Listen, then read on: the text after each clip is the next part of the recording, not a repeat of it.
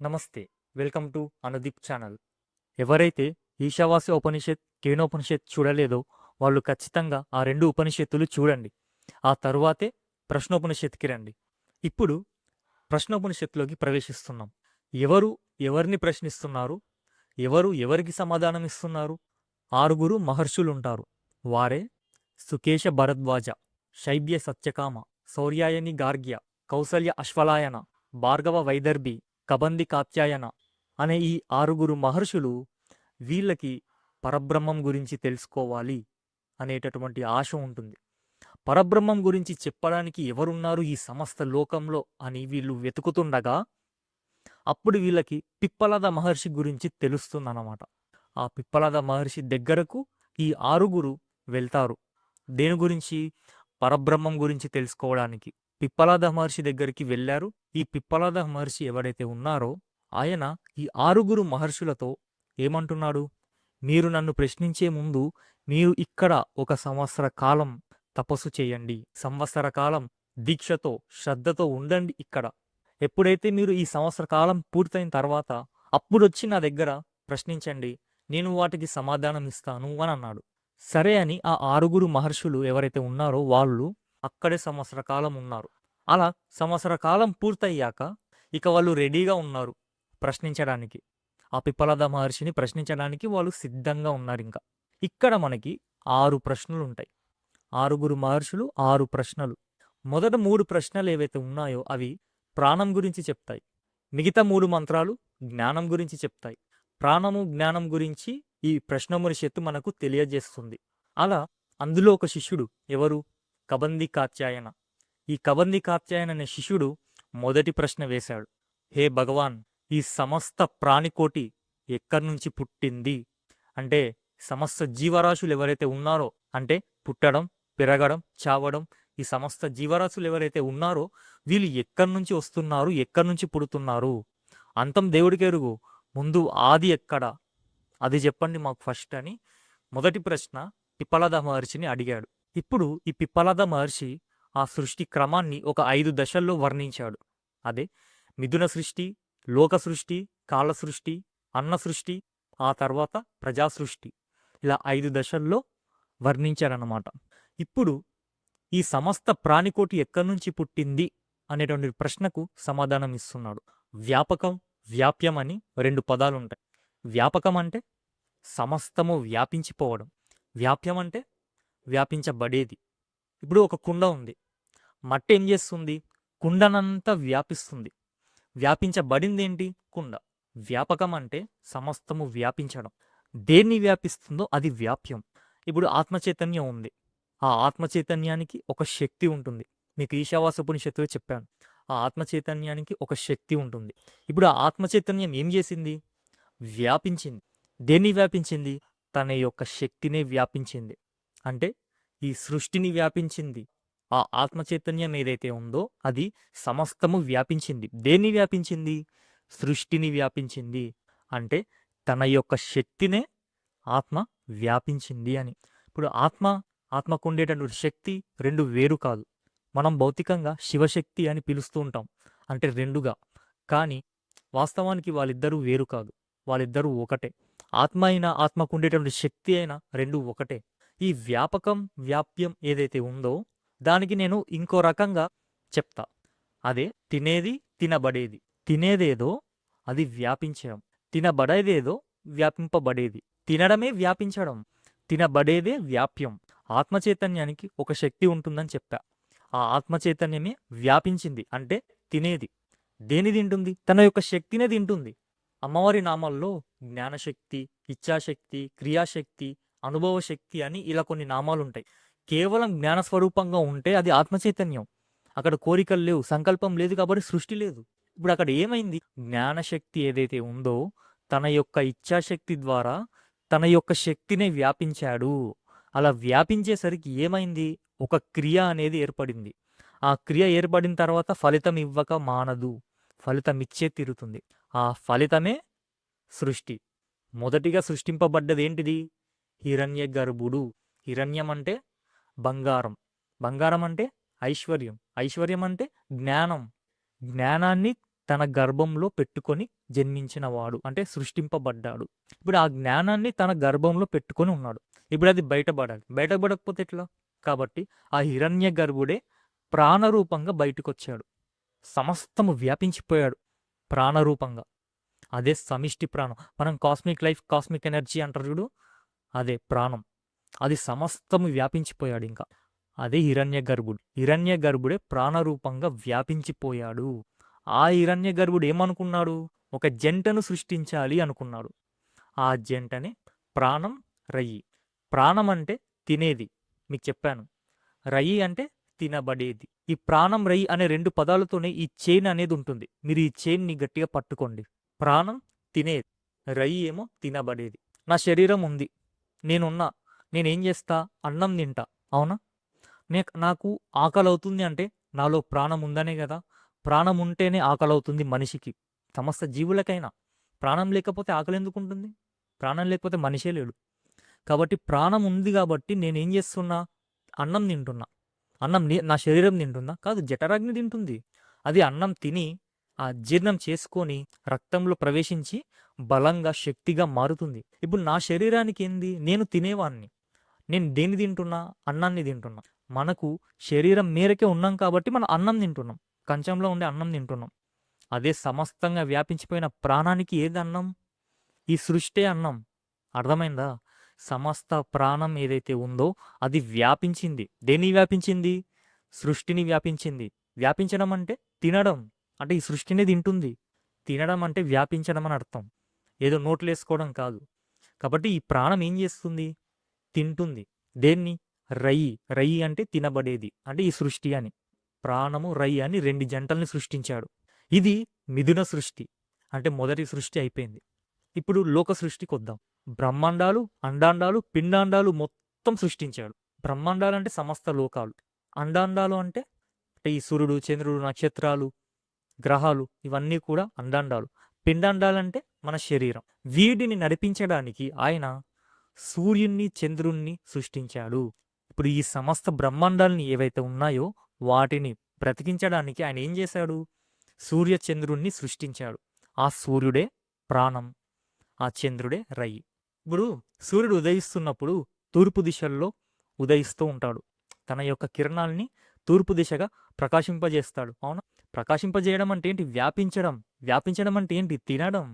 కేవలం తూర్పు దిక్క కాదు, ఉత్తరం, పడమర, దక్షిణం, కింద, పైన సమస్తము ఆయన యొక్క కిరణాలతో వ్యాపిస్తున్నాడు ఆ సూర్యుడు. ఆ సూర్యుడే లేకపోతే ప్రపంచమే లేదు, జీవరాశే లేదు. అలా వ్యాపిస్తున్నానంటే దాని అర్థం ఏంటి? తింటున్నాడు అని. తినడం. దేన్ని? ఆ తూర్పు, ఉత్తర దిక్కుల్ని వ్యాపిస్తున్నాడు, అంటే అన్నం అవి. సూర్యుడు తినేది. ఈ సూర్యుడు అన్ని జీవుల్లోనూ ఉన్నాడు.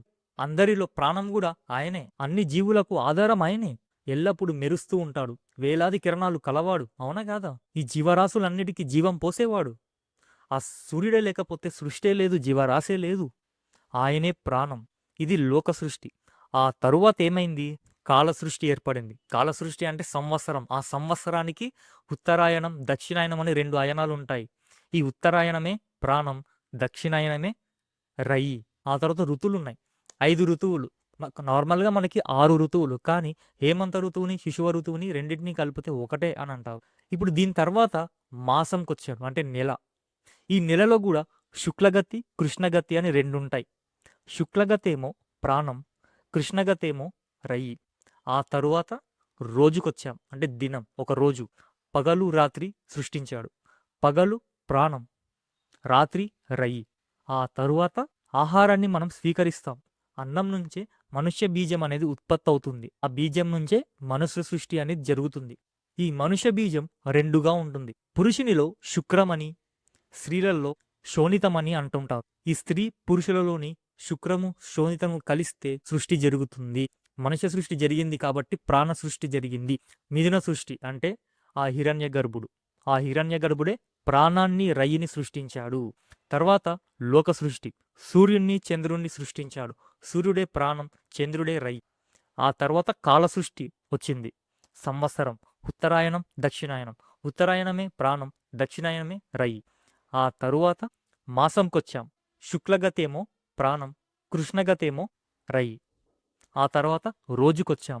ఆ రోజులో పగలేమో ప్రాణం, రాత్రేమో రై. ఆ తరువాత స్త్రీ పురుష యొక్క శోణితాలు శుక్రం ఏదైతే ఉందో అది కలిస్తే మనుష్య బీజం అనేది ఉత్పత్తి అవుతుంది. ఆ మనుష్య బీజం వల్ల ప్రజా సృష్టి జరుగుతుంది. అంటే జీవులు పుడుతున్నారు. కాబట్టి ఇక్కడ బేస్ ఏంటి? ఆత్మ చైతన్యం. ఆ ఆత్మ చైతన్యం నుంచే కదా హిరణ్య గర్భుడు వచ్చాడు. ఆ హిరణ్య గర్భంలో నుంచే కదా ఈ సమస్త సృష్టి జరిగింది. ఆ హిరణ్య గర్భుడే సమస్త ప్రాణము. ఆ ప్రాణం వల్లే ఇదంతా పుట్టుకొచ్చింది. అయితే ఈ ప్రాణం ఏదైతే ఉందో దానికి అతీతంగా ఆత్మ చైతన్యం ఉంది. మొదట 3 ప్రశ్నలు ప్రాణం గురించి చెప్తాయి. మిగతా 3 ప్రశ్నలు జ్ఞానం గురించి చెప్తాయి. కాబట్టి ప్రాణం కంటే గొప్పది జ్ఞానం.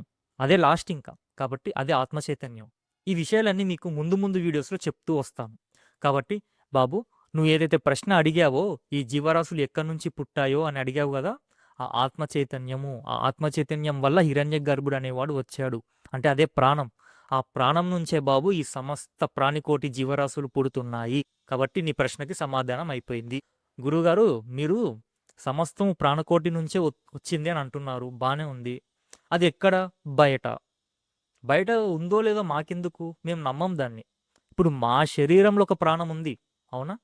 మా శరీరంలో ఒక ప్రాణం ఉంది. మా శరీరము ఇంద్రియాలు ఉన్నాయి, మనస్సు ఉంది. ఇవన్నీ ఎందుకు వచ్చాయి? ఇప్పుడు ఆ ప్రాణం గొప్పనా, ఇంద్రియాలు గొప్పనా, మనసు గొప్పనా, ఏంది గొప్ప మాకు చెప్పండి.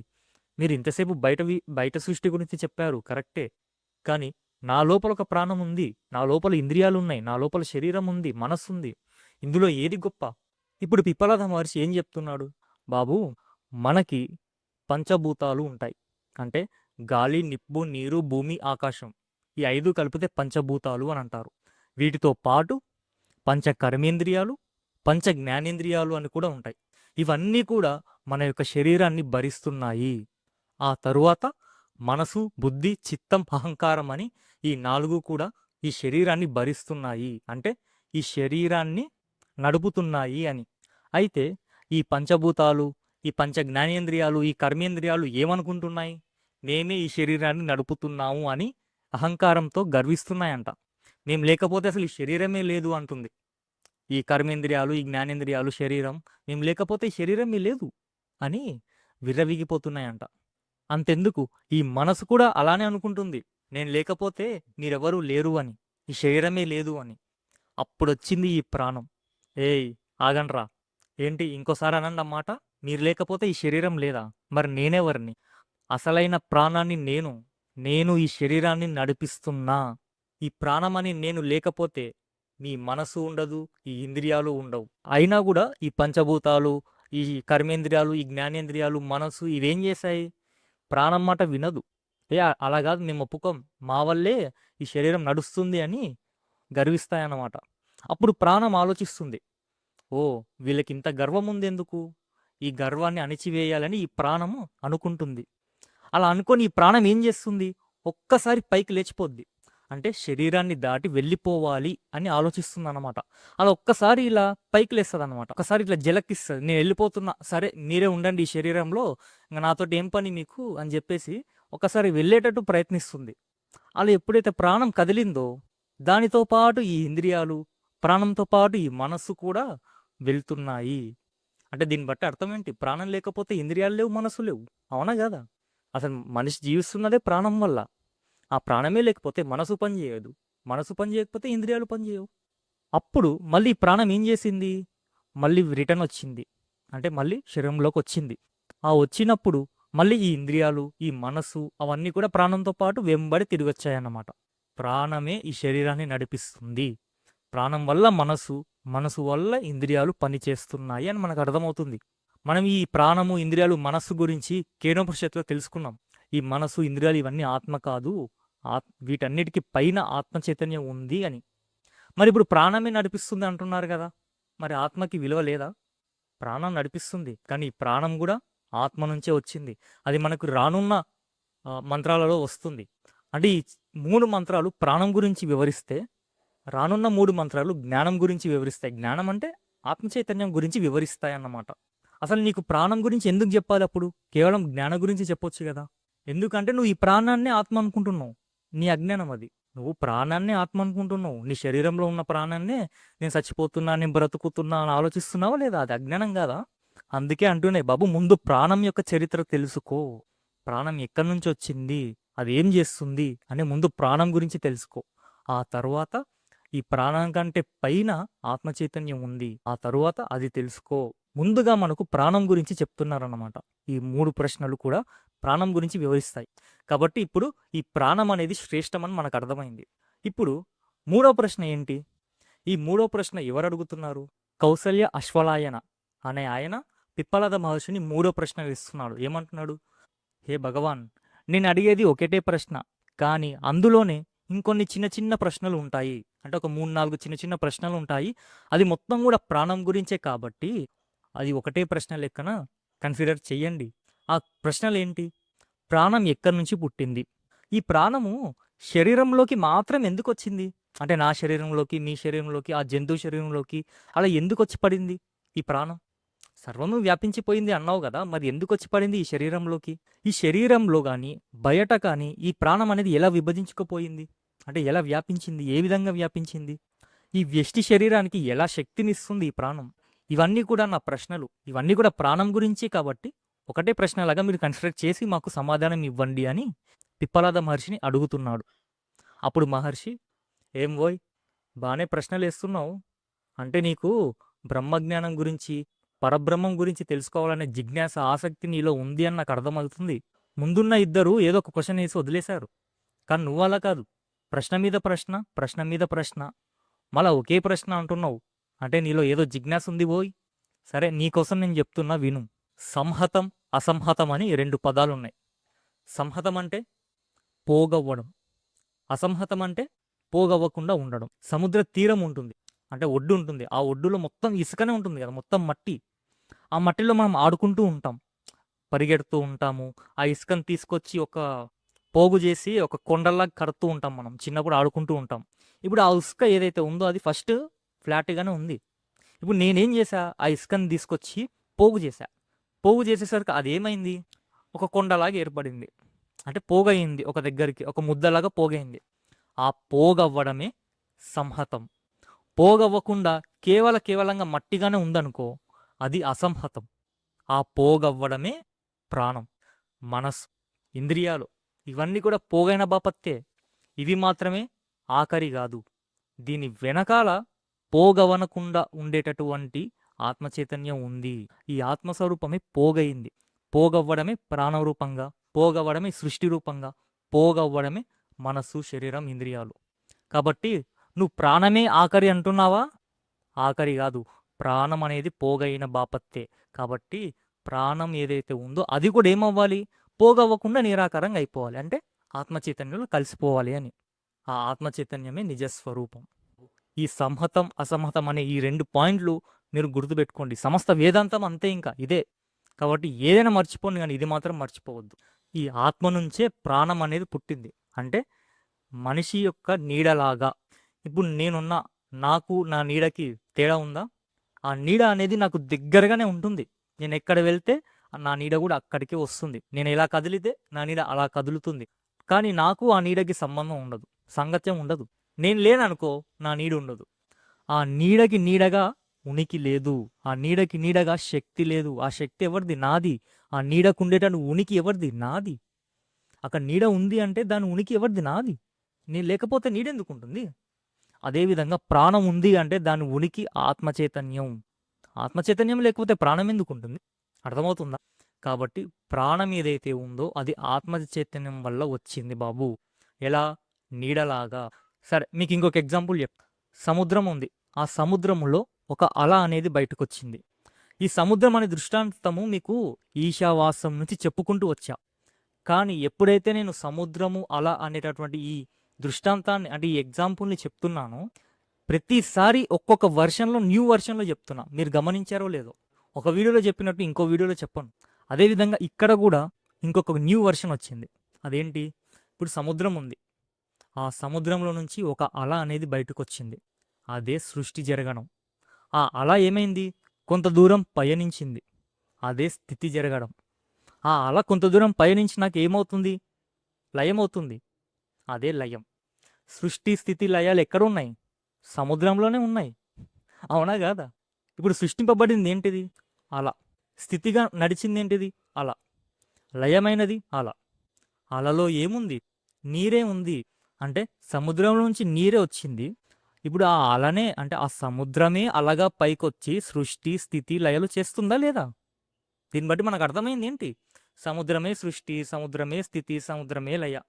కానీ ఎప్పుడైతే అది పోగై బయటకు వచ్చిందో అలగా మనం చూస్తున్నాం. అలగా అది పోగై బయటకు వచ్చింది. ఆ అలగా పోగై బయటకు వచ్చింది కాబట్టి మనమేమనుకుంటున్నాం? నామరూపాత్మకమైన అలనే చూస్తున్నాం కానీ దానికి కారణమైన ఆత్మ చైతన్యాన్ని చూడట్లేదు. ఇప్పుడు అదేవిధంగా పోగై ఈ ప్రాణము, అదేవిధంగా ఆత్మ చైతన్యం నుంచి పోగై ఈ ప్రాణము, ఈ సృష్టి అనేవి వచ్చాయి. ఇవేం చేస్తున్నాయి? ఆత్మలోనే సృష్టి, ఆత్మలోనే స్థితి, ఆత్మలోనే లయం. మనకు కనిపించే ఈ సృష్టి స్థితి లయాలు ఎక్కడున్నాయి? ఆత్మలోనే ఉన్నాయి. ఇప్పుడు అర్థమైందా సృష్టి స్థితి లయాలు అంటే ఏంటో? అదేదో ఎక్కడో ఈశ్వరుడు ఎక్కడో ఉండి సృష్టి చేస్తున్నాడు, స్థితి చేస్తున్నాడు అని కాదు దాని అర్థం. ఆత్మలోనే ఈ సృష్టి స్థితి లయాలు అనేవి జరుగుతున్నాయి. అది మనకు ముందు ముందు వీడియోస్లో వస్తుంది, మీకు పూర్తిగా ఎక్స్ప్లెయిన్ చేస్తాను. కాబట్టి ఏ వీడియో కూడా మిస్ అవ్వకండి. నేను చేసిన ఈశావాస్య ఉపనిషత్తు, కేనోపనిషత్తు చూడండి, ఆ తర్వాతే ప్రశ్నోపనిషత్తుకి రండి. ఈ ప్రాణం ఏం చేస్తుంది? శరీరానికి ఆర్డర్స్ వేస్తుంది. అంటే మన శరీరంలో మనసు, ఇంద్రియాలు ఉంటాయి కదా, ఆ ఇంద్రియాలకి ఏం చెప్తుంది? ఆర్డర్స్ వేస్తుంది. ఏ మనసా నువ్వు ఇలా పనిచేయి, ఏ కన్ను, ఏ ముక్కు నువ్వు ఇలా పనిచేయి అని ఆర్డర్స్ వేస్తుందంట ఈ ప్రాణం. అదేవిధంగా ఈ ప్రాణం ఏదైతే ఉందో మన శరీరం అంతా వ్యాపించింది. ఎలా వ్యాపించింది అంటే ఆ ప్రాణమే 5గా విభజించుకొని ఈ శరీరం అంతా వ్యాపించిందంట. ఎలాగా? ప్రాణ, అపాన, వ్యాన, సమాన, ఉదాన, ఈ 5 విధాలుగా ఈ ప్రాణం అనేది మన శరీరంలో వ్యాపించిపోయి నడిపిస్తుంది ఈ సమస్త శరీరాన్ని కూడా. ప్రాణం అంటే మనం తీసుకునే శ్వాస. అపానం అంటే వాయు ఉపస్థల స్థానంలో ఉంటుంది, అంటే విసర్జన అన్నమాట, విసర్జన క్రియ. సమానం అంటే జీర్ణక్రియ, అంటే మధ్యలో ఉంటుంది, జీర్ణక్రియ అన్నమాట. తర్వాత వ్యానం. వ్యానం అంటే మన శరీరానికి ఉన్న సమస్త నాడుల్లో ప్రవేశిస్తుంది, అంటే ప్రవహిస్తుంది. ఆ తర్వాత ఉదాన. ఉదాన అంటే తిరోగమన అంటారు. ఉపాసకులు, సాధకులు ఉంటారు, వాళ్ళు ఏం చేస్తారు? తమ యొక్క ప్రాణాన్ని ఊర్ధ్వముఖం ద్వారా బయటికి వెళ్తారు. దాన్ని ఉదాన అంటారు. ఈ ప్రాణం ఏదైతే ఉందో బాబు, అది 5 విధాలుగా ప్రాణ, అపాన, వ్యాన, ఉదాన, సమాన అనేటటువంటి 5 విధాలుగా మన శరీరంలో వ్యాపించిపోతుంది. అలా వ్యాపించి నడిపిస్తుంది ఈ ప్రాణమే. ఇంద్రియాలు, శరీరాలు ఆ ప్రాణం ఇచ్చే శక్తి వల్లే నడుస్తున్నాయి. మన శరీరంలో ఓకే, ప్రాణం, అపానం, వ్యానం తెలుసుకున్నాం. మరి బయట కూడా ఈ ప్రాణమే వ్యాపించిపోయింది. ఎలాగా? ప్రాణం అంటే ఆ సూర్యుడు, అపానం అంటే భూమి, సమానం అంటే ఆకాశం, వ్యానం అంటే వాయువు, ఉదాన అంటే అగ్ని, తేజస్సు. ఇలా బయట కూడా ఈ ప్రాణం వ్యాపించింది బాబు. మన శరీరంలో మాత్రమే కాదు, బయట కూడా ఈ ప్రాణం అనేది వ్యాపించి సమస్త సృష్టిని కూడా నడిపిస్తుంది. కాబట్టి ప్రాణమే శ్రేష్టము. అర్థమైందా? దీనితో ప్రాణం యొక్క 3 ప్రశ్నలు అయిపోయాయి. ఇప్పుడు రానున్న 3 ప్రశ్నలు జ్ఞానం గురించి చెప్తాయి, అంటే ఆత్మ చైతన్యం గురించి చెప్తాయి అన్నమాట. మనము ఈ మొదట 3 ప్రశ్నలు ప్రాణం గురించి తెలుసుకున్నాం, దాని యొక్క చరిత్ర తెలుసుకున్నాం, అది ఎలా పనిచేస్తుందో తెలుసుకున్నాం. ఇప్పుడు ఆ ప్రాణం శాశ్వతం కాదు బాబు, అదే చివర కాదు, దానికి ఆత్మ చైతన్యం కారణం, అది తెలుసుకో ముందు అని రానున్న 3 మంత్రాలు ఏదైతే ఉన్నాయో అవి ఏం చేస్తాయి? ఈ ప్రాణాన్ని పట్టి అవతల గెంటేస్తాయి. ఇంతసేపు మనం ప్రాణం గొప్ప, ప్రాణం శ్రేష్టం, ప్రాణమే అంతా, ప్రాణమే ఇది అన్నాం కదా. ఇంతసేపు మనం ప్రాణం గురించే మాట్లాడాం కదా. ఇప్పుడు ఆత్మ చైతన్యం వచ్చి ఏ ప్రాణం ఏంది, నువ్వు గొప్పనా అని చెప్పేసి గంట అవతల గంటేస్తుంది. ఇప్పుడు రానున్న 3 మంత్రాలు. కాబట్టి ఆత్మ చైతన్యమే చివరిది. ఆ ఆత్మ చైతన్యం వల్లే ఈ సమస్త సృష్టి, ప్రాణం అంతా కూడా. ఇప్పుడు ప్రాణాన్ని, మనసుని ఎదురెదురుగా నిలబెట్టండి. ఇప్పుడు వాళ్ళిద్దరు డిస్కస్ చేస్తున్నారు. ఏంటి? ప్రాణం అంటుంది, ఏ మనసా, నేను లేకపోతే నువ్వు ఉండవు. అప్పుడు మనసు అంటుంది, నువ్వు లేకపోతే నేను ఉండను, కరెక్టే, కానీ నీకంటే ఎక్కువ శక్తి నాకే ఉంది. ఎందుకంటే నేనే ఈ సమస్తాన్ని తెలుసుకోగలుగుతున్నా, నేనే ఆలోచించగలుగుతున్నా, నేనే అన్నిటినీ గ్రహించగలుగుతున్నా. నువ్వు ఇవన్నీ తెలుసుకోలేవు. నువ్వు ఒక సముద్రాన్ని చూసి ఇది సముద్రం అని చెప్పగలుగుతావా? లేదు. అది సముద్రం అని చెప్పేది ఎవరు? నేను. కాబట్టి నీకంటే ఎక్కువ శక్తి నాకే ఉంది. అబ్బో అవునా? సరే, నాకంటే ఎక్కువ శక్తి నీకే ఉంది, కానీ నేను లేకపోతే నువ్వు ఉండవు. నేను లేకపోతే నువ్వు ఉండవు ఇంకా. కాబట్టి నేను ఈ శరీరంలో ఉన్నప్పుడే నువ్వు ఏదైనా తెలుసుకో, ఏదైనా గ్రహించుకో. ఇంక నీ ఇష్టం.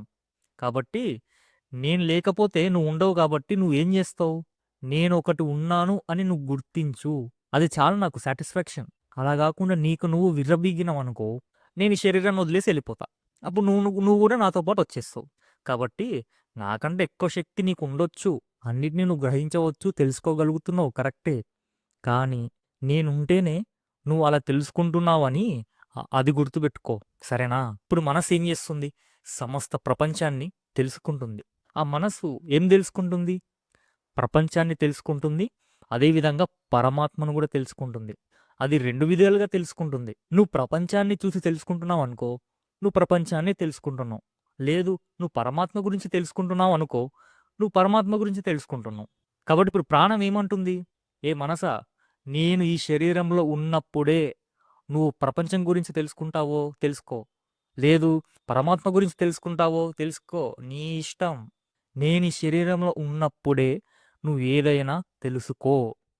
నేనొక్కసారి ఈ శరీరాన్ని దాటానా, ఇంక నువ్వు పని చేయవు, నువ్వు ఉండవు. నువ్వు కూడా నాతో పాటే వచ్చేస్తావు. మీకు కేనోపనిషత్తులో చెప్పాను. ఏమని? ఈ జన్మలోనే ఆత్మ సాక్షాత్కారాన్ని పొందు, లేకపోతే వినాశనమే అని లాస్ట్ వీడియో చెప్పానా లేదా కేనోపనిషత్తులో? ఇప్పుడు అర్థమవుతుందా ప్రాణం అంటే ఎంత విలువను? ఉపాసనా సాధనలు దేంతో చేస్తాం? మనసుతోనే చేస్తాం. కాబట్టి మనస్సే ఆత్మ గురించి తెలుసుకుంటుంది. కానీ ఎప్పుడైతే ఆత్మ గురించి తెలుసుకుందో అప్పుడు ఈ మనసు కూడా ఏమవుతుంది? లయమవుతుంది ఈ ఆత్మ చైతన్యంలో. అప్పుడు మనసు ఇంక ఉండదు. మనసు, ప్రాణాలు, ఇంద్రియాలు ఇంకేమీ ఉండవు. కేవలం ఆత్మ చైతన్యం మాత్రమే ఉంటుంది. ఇప్పుడు ఒక ప్రశ్న వస్తుంది. ఎవరేస్తున్నారు? శౌర్యాయని గార్గ్య. ఈయన పిప్పలద మహర్షిని ప్రశ్నిస్తున్నాడు. ఏమని? ఏ దేవర్షి, ఏ వ్యక్తిలో ఏవి నిద్రిస్తున్నాయి? ఎవరు మేలుకొని ఉంటున్నారు? ఎవరు కలల్ని చూస్తున్నారు? ఈ సమస్తము కూడా ఎందులో లయమవుతున్నాయి? ఎవరు సుఖాన్ని అనుభవిస్తున్నారు అని ఇలా వివిధ ప్రశ్నలు ఇస్తూ ఉన్నానన్నమాట. ఈ ప్రశ్నలన్నిటికీ కూడా పిప్పలద మహర్షి సమాధానం ఇస్తున్నాడు. సాయంత్రం వేళ సూర్యుడు అస్తమిస్తున్నాడు. అలా అస్తమించేటప్పుడు ఆ సూర్యుని యొక్క కిరణాలు ఏవైతే ఉన్నాయో అవన్నీ తనలో లీనం చేసుకుంటున్నాడు. మళ్ళీ ఉదయించేటప్పుడు ఆ సూర్యుని యొక్క కిరణాలు ఈ సమస్త ప్రపంచం మీద వ్యాపిస్తుంది. రాత్రి మనం పడుకున్నప్పుడు ఈ మనస్సు ఏదైతే ఉందో తన యొక్క ఇంద్రియ శక్తిని అన్నిటినీ కూడా లయం చేసుకుంటుంది. అంటే వెనక్కి తీసుకుంటుంది. మళ్ళీ ఉదయం లేవగానే ఆ ఇంద్రియాలు ఏమైతే ఉన్నాయో వాటి పనుల్లోకి అవి వెళ్ళిపోతాయి. ఎందులో లయమవుతున్నాయి? అక్కడ సూర్యుడు అంటే మనస్సు. ఆ మనస్సు ఏం చేస్తుంది? ఉదయం లేవగానే సూర్యుడు ఎలాగైతే కిరణాలు వ్యాపింపజేస్తున్నాడో అదేవిధంగా ఉదయం లేవగానే ఈ మనస్సు తన యొక్క శక్తిని ఇంద్రియాల ద్వారా వ్యాపిస్తుంది. అలా వ్యాపించిన తర్వాత మనం ఏం చేస్తాం? ఈ సమస్త ప్రపంచాన్ని చూసి తెలుసుకుంటున్నాం. మళ్ళీ రాత్రి అస్తమించేటప్పుడు సూర్యుడు ఎలాగైతే తన యొక్క కిరణాల్ని వెనక్కి తీసుకుంటున్నాడో, అంటే లయం చేసుకుంటున్నాడో, అదేవిధంగా రాత్రి మనం పడుకున్నప్పుడు ఈ మనస్సు ఏదైతే ఉందో అది తన యొక్క ఇంద్రియ శక్తులన్నిటినీ కూడా లయం చేసుకుంటుంది. కాబట్టి ఇప్పుడు ఈ ఇంద్రియాలు, పంచకర్మేంద్రియాలు ఏవైతే ఉన్నాయో అవన్నీ కూడా మనసులో లయమవుతున్నాయి. కానీ ప్రాణం మాత్రం మేలుకొనే ఉంటుంది. ఎందుకు? మీకు చెప్పా ప్రీవియస్ వీడియోలో. ప్రాణమే 5 విధాలుగా విభజించుకొని ప్రాణ, అపాన, వ్యాన, ఉదాన, సమాన అని 5 విధాలుగా ఆ ప్రాణమే ఈ శరీరం అంతా వ్యాపించిపోయి పనిచేస్తుందని చెప్పానా లేదా ప్రీవియస్ వీడియోలో? ఇక్కడ ప్రాణ, అపాన, వ్యాన, ఉదాన, సమాన అని చెప్పట్లేదు. ఇక్కడ ఏమంటున్నాడు? అగ్ని రూపంగా మేల్కొని ఉంటుంది అంటున్నాడు. అగ్ని అంటే బయట కనిపించే మంటలు అవి కాదు. అగ్ని అంటే ఉష్ణత్వం, తేజస్సు. అలా మన శరీరంలో 5 రకాలుగా 5 విధాలుగా మేలుకొనే ఉంటుంది ఈ ప్రాణం అంటున్నాడు. అవి ఏంటివి? ఇక్కడ మొదటిది ఆహవనీయ అగ్ని, తర్వాత గార్హపత్య అగ్ని అంటే అదే జీర్ణక్రియ. మనం తిన్నదంతా జీర్ణం చేసుకొని అది రక్తంలోకి ప్రవేశించి శక్తిగా మారుతుంది. ఆ శక్తి మనకు కనిపిస్తుందా? కనిపించదు. తర్వాత దక్షిణాగ్ని అంటే ఇది హృదయంలో ఉంటుంది. ఉదానం అంటే పుణ్య ఫలితం. సుషుప్తిలో మనం పడుకుంటామా అంటే నిద్రలో, ఆ ఆనందాన్ని ఎవరు అనుభవిస్తున్నారో ఆ ఆనందాన్ని అనుభవించడమే ఉదానం ఇక్కడ. ఇలా ఈ ప్రాణం ఏదైతే ఉందో 5 విధాలుగా మేలుకొనే ఉంటుంది ప్రతి క్షణం కూడా. ఇప్పుడు ఎవరు కలల్ని చూస్తూ ఉన్నారు? ఇంతవరకు మనము మనస్సులో ఈ సమస్త పంచేంద్రియాలు, జ్ఞానేంద్రియాలు లయమవుతాయని తెలుసుకున్నాం. ప్రాణమే మేలుకొని ఉంటుందని తెలుసుకున్నాం. కానీ రాత్రిపూట పడుకున్న తరువాత మనకి కలలొస్తూ ఉంటాయి. ఆ కలల్ని ఎవడు చూస్తున్నాడు? ఎవడు అనుభవిస్తున్నాడు? ఇప్పుడు నేను వైజాగ్ బీచ్‌కెళ్ళా. ఆ బీచ్‌లో నడుస్తూ ప్రశాంతంగా ఎంజాయ్ చేస్తున్నా. ఆ వైజాగ్ బీచ్‌ని మొత్తం చూస్తూ, ఆ సముద్రాన్ని చూస్తూ చాలా బాగా ఎంజాయ్ చేస్తున్నా. అక్కడ ఉండేటటువంటి మొక్కజొన్నలు, పానీపూరి మంచిగా తింటున్నా. తినేసి మంచిగా ఎంజాయ్ చేస్తున్నా. ఆ ఇసుక ఏదైతే ఉందో ఆ ఇసుకలో దొర్లుతున్నా. అలా మంచిగా ఆడుకుంటున్నా. ఆ సముద్రంని ఎంజాయ్ చేస్తున్నా. అప్పుడే మా ఫ్రెండ్ ఒకడొచ్చి డోర్ బెల్ కొట్టిండు. అంటే దానర్థం నేను కలగంటున్నా అని. మా ఫ్రెండ్ ఎప్పుడైతే వచ్చి డోర్ బెల్ కొట్టిండో నేను నిద్ర లేచా. అప్పుడు అర్థమవుతది. ఓహ్! ఇదంతా కలనా? నేనింకా నిజంగానే అక్కడ వైజాగ్‌లో అనుభవిస్తున్నానేమో, వైజాగ్‌లో ఉన్నానేమో అనుకున్నా నేనింకా. అంటే నేను ఎప్పుడైతే నిద్ర లేచానో, అప్పుడు ఆ కల ఏదైతే ఉందో అది నాకు అబద్ధమని తెలుస్తుంది. అవునా గాదా? ఎప్పుడైతే మా ఫ్రెండొచ్చి డోర్ బెల్ కొట్టంగానే నేను నిద్ర లేచానో, నిద్ర లేచిన మరుక్షణమే వైజాగ్ ఎక్కడుంది? నీ పానీపూరి ఎక్కడుంది? నీ ఇసుక ఎక్కడుంది? సముద్రం ఎక్కడుంది? ఎక్కడున్నాయి అవన్నీ? లేవు. పోయినాయి. ఎగిరిపోయినాయి. ఎక్కడ ఎగిరిపోయినాయి? కాబట్టి నిద్ర లేచిన ఎంబనే నాకేమర్థమైంది? కల అనేది అబద్ధమని అర్థమైంది. అవునా? కలలో నేను ఉన్నంత సేపు నాకు ఈ జాగ్రత్త అవస్థ ఏదైతే ఉందో అది నాకు తెలియలేదు. నేను కలని మాత్రమే అనుభవిస్తున్నా. కలని మాత్రమే చూస్తున్నా. కలలో ఉన్నప్పుడు నాకు ఇలా అనేది అబద్ధం. ఇలలో ఉన్నప్పుడు కల అనేది అబద్ధం. అంటే ఇలా అంటే జాగ్రత్త అవస్థ మేల్కొని ఉన్నప్పుడు. నేనెప్పుడైతే మేల్కొని ఉన్నానో నాకు కల అబద్ధమని తెలుస్తుంది. ఎప్పుడైతే కలలో ఉన్నానో ఈ ఇలా అనేది అబద్ధమని తెలుస్తుంది. ఇప్పుడు 2 అబద్ధాలే. ఏది నిజం? చెప్పు ఏది నిజం? 2 అబద్ధాలే అయిపోయినాయి. ఇప్పుడు కలలో ఉన్నప్పుడు నేను ఏదో ఇసుక గూడలు కడుతున్నా. ఇసుకతో కొన్ని బిల్డింగ్స్ తయారు చేస్తున్నా. అవునా?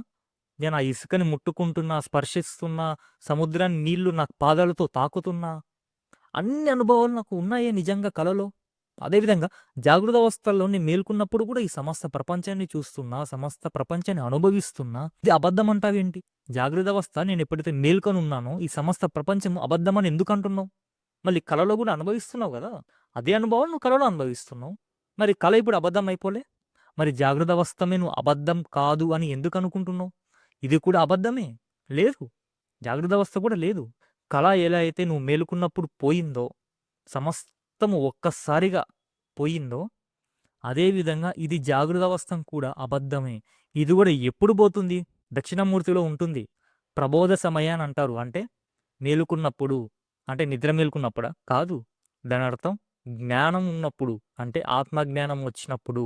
నువ్వు ఎప్పుడైతే పడుకున్నావో సుషుప్తిలో, అప్పుడు నీకు ఏమీ తెలీదు. కానీ ఆ తరువాత నీకు స్వప్నమొస్తుంది. ఆ స్వప్నంని నువ్వు చూస్తూ ఉంటావు, అనుభవిస్తూ ఉంటావు, సమస్తము చేస్తూ ఉంటావు. అది స్వప్నం అబద్ధమని నీకెప్పుడు తెలుస్తుంది? మేలుకున్న తర్వాత తెలుస్తుంది. అదేవిధంగా ఇది జాగృత అవస్థం కూడా అబద్ధమని ఎప్పుడు తెలుస్తుంది? నువ్వు జ్ఞానంలో ఉంటే తెలుస్తుంది. అర్థమైందా? జాగృతావస్థని, స్వప్నావస్థని, సుషుప్తావస్థని మూడిటిని సాక్షిగా చూడడమే నీ ఆత్మస్వరూపం అని ప్రీవియస్ వీడియోలో చెప్పాను. స్వప్నావస్థని, జాగృతావస్థని, సుషుప్తావస్థని మూడిటిని వ్యాపించి చూడడమే నీ ఆత్మ చైతన్యం.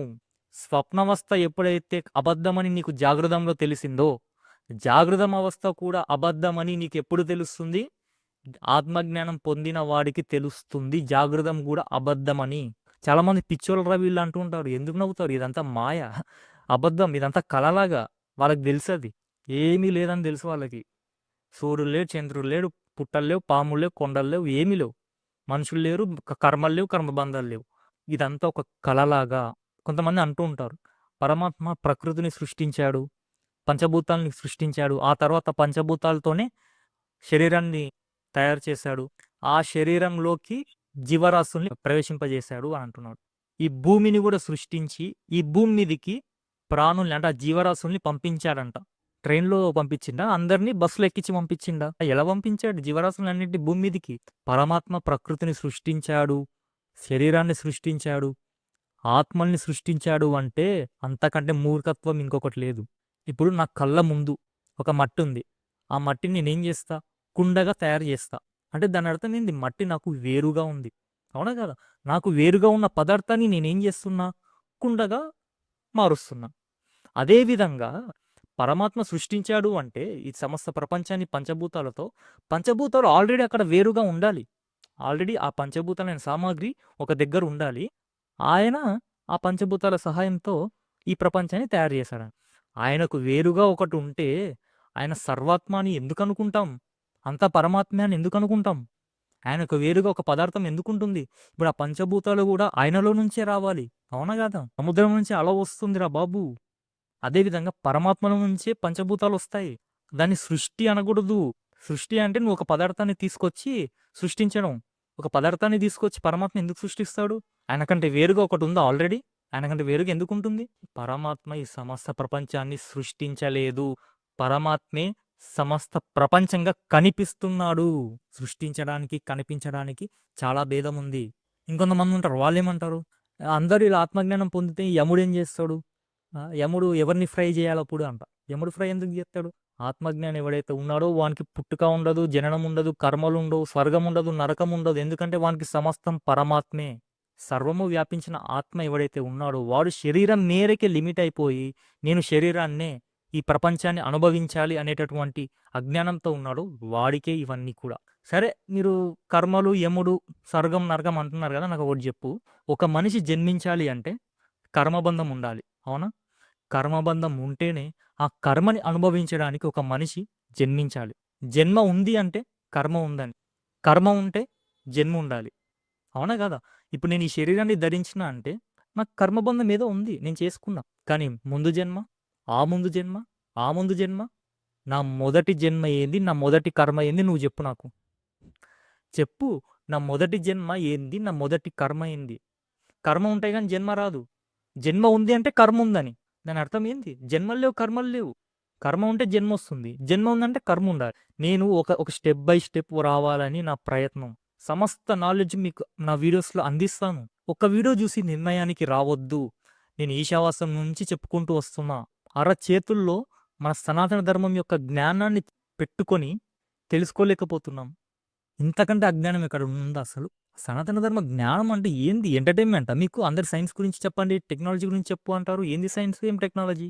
అరచేతుల్లో ఈ సమస్త జ్ఞానాన్ని ముద్దలాగా పెట్టుకున్నాం. తినడమే లేటు. కానీ ఎవ్వరికీ ఆకలి లేదు. ఆకలంటే తెలుసుకోవాలి, తెలుసుకోవాలి అనేటటువంటి జిజ్ఞాస ఎవడికి లేదు. అది చేతిలో ఉండి లాభమేంటి? పడే అవతల. లేదు, మేము అనుకున్నదే నిజం అనుకున్నామనుకో, ఉపనిషత్తులు వచ్చేం లాభం, భగవద్గీత వచ్చేం లాభం, వేదాలు ఉండేం లాభం? మనస్సు ఏదైతే ఉందో అది జాగృత అవస్థంలో సమస్త ప్రపంచాన్ని చూసి తెలుసుకుంటుందని చెప్పాను. అయితే ఈ జన్మలు ఒక్కటేనా? కాదు. కొన్ని వందల జన్మలున్నాయి, కొన్ని కోట్ల జన్మలున్నాయి. అన్ని కోట్ల వాసనలు ఏవైతే ఉన్నాయో అవి మనసులో ఉన్నాయి. మనం పడుకున్నప్పుడు ఆ వాసనలు ఏమవుతాయి? బయటికొస్తాయి. ఆ వాసనలే కలరూపంగా బయటికొస్తున్నాయి. ఈ వాసనలన్నీ ఏమైతే ఉన్నాయో అవన్నీ అంతఃకరణ నాడుల్లో నిక్షిప్తమై ఉంటాయి. స్వప్నంలో అవన్నీ ఇలా బయటికొస్తాయన్నమాట. ఈ నాడి ఏదైతే ఉందో అది అడ్డుగా ఉన్నప్పుడు ఈ కలలేమి రావు.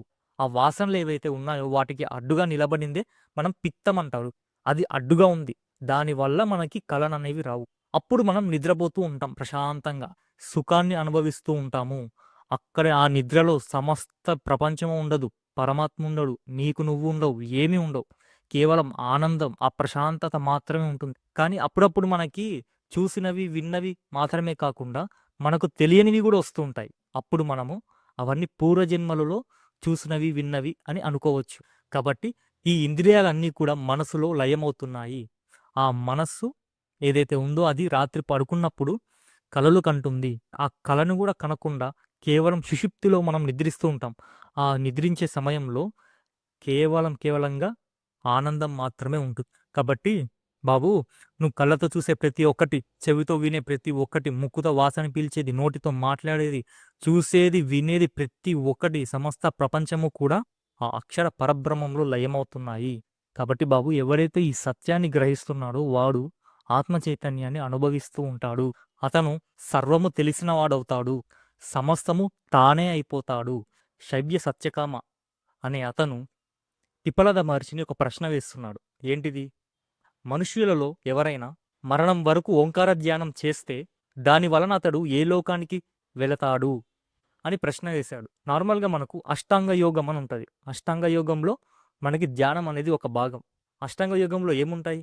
యమ, నియమ, ప్రాణాయామ, ఆసన, ప్రత్యాహార, ధారణ, ధ్యాన, సమాధి. నేను ఈశావాస్య ఉపనిషత్తుల్లో కర్మ సిద్ధాంతంలో చెప్పాను. ఏమని? శ్రవణ, మనన, పూజలు, స్తోత్రాలు, ఆ తరువాత ధ్యానం అని చెప్పాను. ఇక్కడ కూడా అంతే. యమ, నియమ, ప్రాణాయామ, ప్రత్యాహార ఇవన్నీ కూడా అయిపోయాక ఆ తర్వాత ధ్యానంలోకి రావాలి. ఎందుకంటే ధ్యానం అనేది ఎప్పుడు కూడా మొదటి అడుగు కాదు.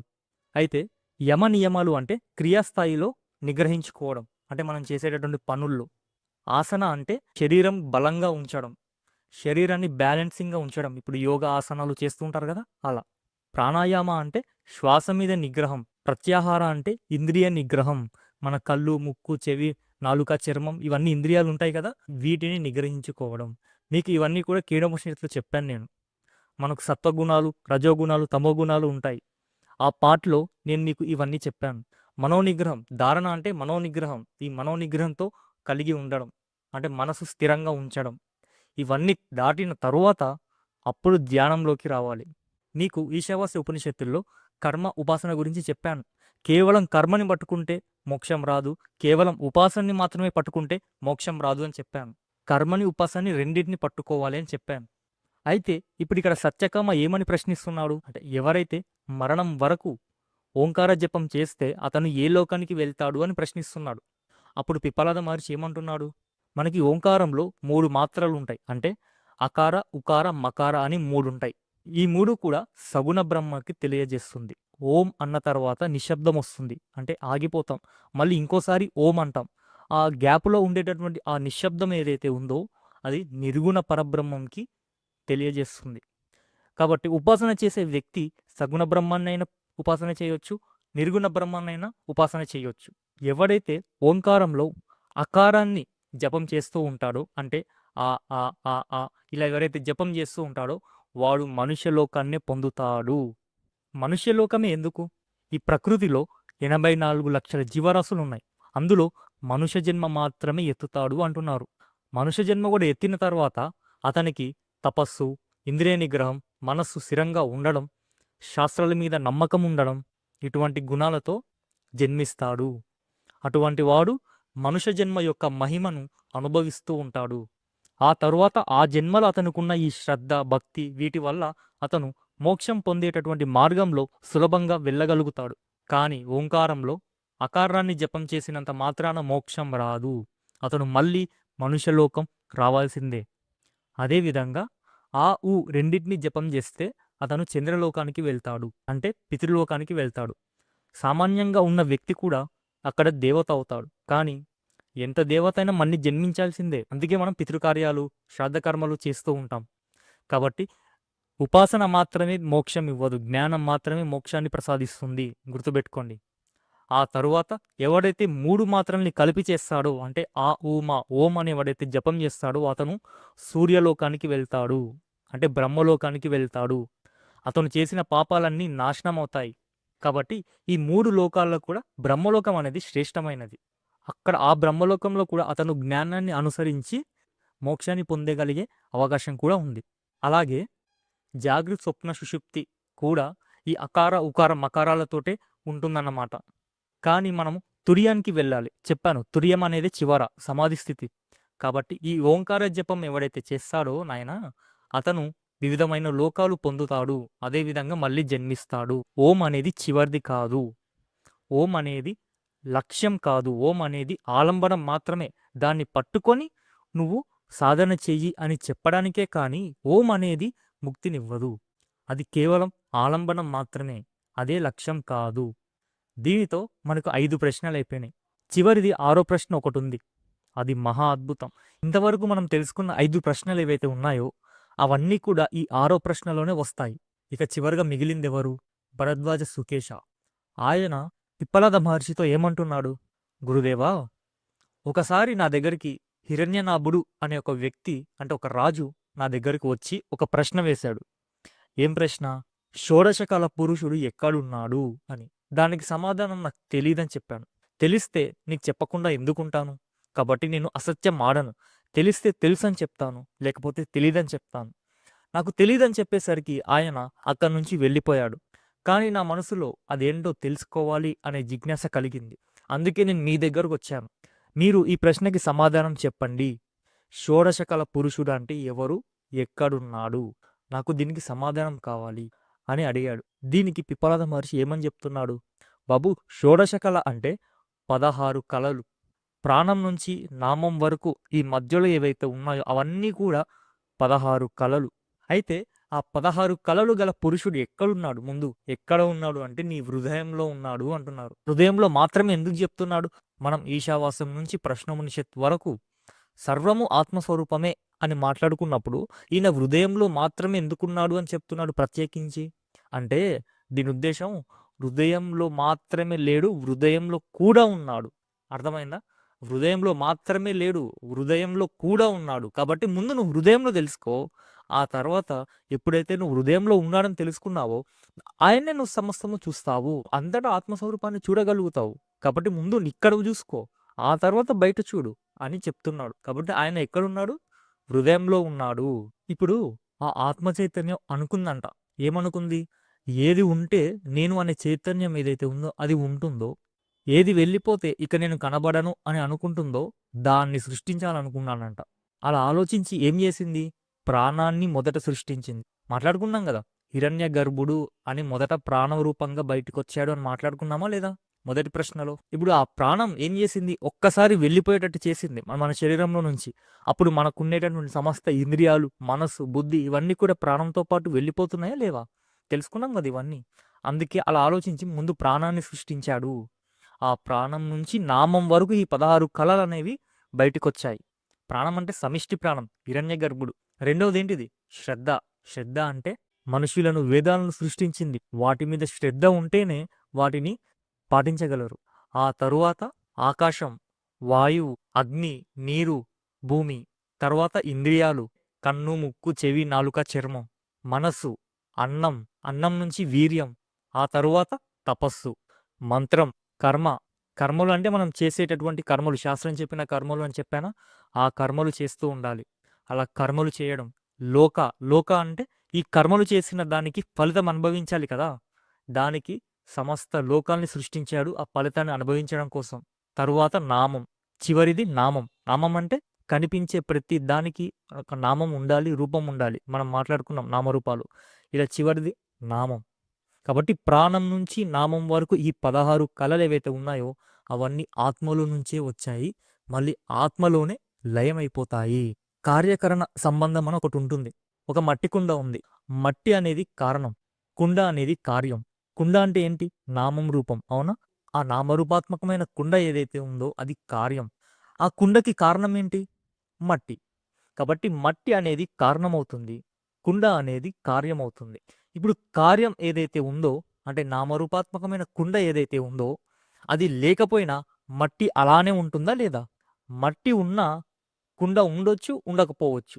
అంటే కార్యాన్ని చూసిన ప్రతిసారి నీకేం గుర్తుకు రావాలి? కారణం గుర్తుకు రావాలి. అంటే కుండని చూసే ప్రతిసారి నీకేం గుర్తుకు రావాలి? మట్టి గుర్తుకు రావాలి. అదేవిధంగా ఈ సమస్త విశ్వం ఏదైతే ఉందో అది కార్యం. ఆ కార్యానికి కారణం ఏంటి? ఆత్మస్వరూపం. ఈ కార్యమైనటువంటి సమస్త విశ్వాన్ని చూస్తున్నప్పుడు నీకేం గుర్తుకు రావాలి? కారణమైనటువంటి ఆత్మ చైతన్యం గుర్తుకు రావాలి. కాబట్టి ఈ 16 కళలు ఏవైతే ఉన్నాయో అవి మళ్ళీ ఆత్మలోనే లయమైపోతాయి. గంగా, యమున, గోదావరి, తుంగభద్ర ఈ నదులన్నీ ఏం చేస్తున్నాయి? ప్రవహిస్తూ ప్రవహిస్తూ సముద్రంలో కలిసిపోతున్నాయి. సముద్రంలో కలిసిపోయాక ఆ గంగా, యమున, కృష్ణ, గోదావరి వీటి యొక్క నామరూపాలు ఏమైపోయినాయి? లేవు. అవి కూడా సముద్రమే అయిపోయాయి. అదేవిధంగా ఈ 16 కళలు ఏవైతే ఉన్నాయో అవన్నీ కూడా సముద్రంలో కలిసిపోతాయి. అంటే దాని అర్థం ఆత్మలో లయమైపోతాయి. అలా ఎప్పుడైతే ఆత్మలో లయమైపోయా అవి కూడా ఆత్మగానే మిగిలిపోతాయి. కాబట్టి ఈ 16 కళలు ఏవైతే ఉన్నాయో ఈ 16 కళల్లోనే సమస్త సృష్టి కూడా వచ్చేసింది. సమస్త విశ్వము, సమస్త సృష్టి ఈ 16 కళలే. మీరు వీటిని ఎలా అయినా భావించవచ్చు. అంటే కార్యం కారణంగా భావించవచ్చు, లేదా సామాన్యం విశేషాలుగా భావించవచ్చు. అంటే విశేషాలంటే ఈ 16 కళలు, సామాన్యం అంటే ఆత్మస్వరూపం. కాబట్టి విశేషాల్ని చూస్తున్న ప్రతిసారి నీకు సామాన్యమైనటువంటి ఆత్మ చైతన్యం గుర్తుకు రావాలి. లేకపోతే స్వరూపం విభూతిలాగా కూడా నువ్వు చూసుకోవచ్చు. మనం విభూతి గురించి మాట్లాడుకున్నాం. అలా నీ యొక్క స్వరూపం ఇవంతా నీ విభూతి అని కూడా మాట్లాడుకోవచ్చు. ఇంకా చివరిది సంహతం, అసంహతం అని కూడా మనం మాట్లాడుకున్నాం. ఇదంతా కూడా పోగైన బాపత్తే, సంహతమే. కాబట్టి ఈ సంహతం అంతా కూడా ఏమైపోవాలి? మళ్ళీ అసంహతం అయిపోవాలి. నువ్వు కేవలం సాధన చేయడమే లేట్. నాయనా, మీరు అడిగిన ప్రశ్నలకు నేను సమాధానం ఇచ్చాను అని పిప్పలద మహర్షి చెప్తున్నాడు. దీనితో మనకి ప్రశ్నోపనిషత్ ముగిసింది. అందరూ ఈశావాస్య ఉపనిషత్ చూడండి, కేనోపనిషత్ చూడండి. ఆ తర్వాత ప్రశ్నోపనిషత్ చూడండి. అందరూ షేర్ చేయండి, లైక్ చేయండి, సబ్స్క్రైబ్ చేయండి. నా యూట్యూబ్ ఛానల్ బయోలో నా ఇన్‌స్టాగ్రామ్ లింక్ ఇచ్చాను. మీరు నన్నక్కడ ఫాలో అవ్వచ్చు. నెక్స్ట్ సీరీస్ ఏంటో నేను మీకు అప్డేట్ చేస్తాను. ఆ నెక్స్ట్ సీరీస్‌లో మనం కలుద్దాం.